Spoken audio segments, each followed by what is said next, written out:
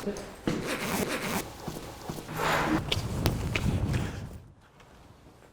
let's take this box here.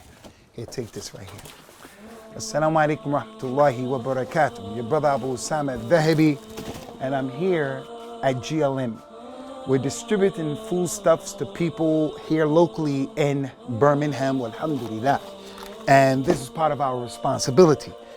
But there is another mission that we're going to be embarking upon pretty soon, inshallah. And that is, I'm personally traveling out to Lebanon again in an attempt to try to help our brothers and sisters in Lebanon who are refugees and they're living in those refugee camps, inshallah.